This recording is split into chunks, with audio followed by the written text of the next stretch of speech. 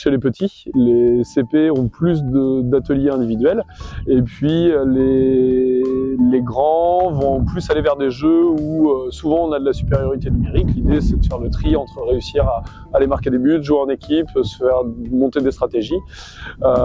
Et puis j'aime bien avoir des ateliers différents, qui soient des ateliers un peu individuels, des ateliers où il faut pouvoir s'organiser, des ateliers où il faut coopérer, des ateliers où on commence à s'opposer un petit peu, et puis souvent des ateliers de lancer.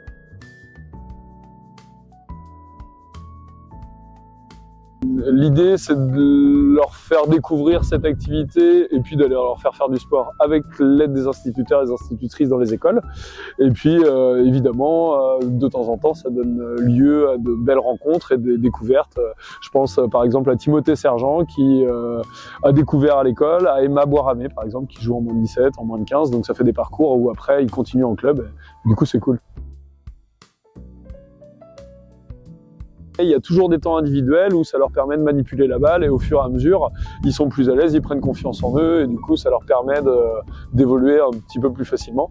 La bienveillance aussi des instituteurs et des institutrices sur ces temps-là est précieux parce qu'ils connaissent les élèves, savent des fois des difficultés qu'ils rencontrent, des fois ça leur permet de m'aiguiller un petit peu, de m'aider à les accompagner au mieux. Alors pourquoi? Parce que bien nous on est en tant que professeur des écoles, on fait des séances de sport évidemment, mais on n'est pas spécialisé dans tous les sports. On fait un petit peu avec nos connaissances et du coup là les interventions de hand ou autres, c'est vraiment des interventions de qualité avec les vraies règles du jeu, les vraies bonnes façons d'apprendre à jouer au hand et puis aussi développer l'esprit d'équipe en fait. Apprendre à jouer d'un sport co, c'est aussi apprendre à vivre ensemble, à jouer ensemble et pas toujours être à jouer pour soi. Donc ça c'est super important.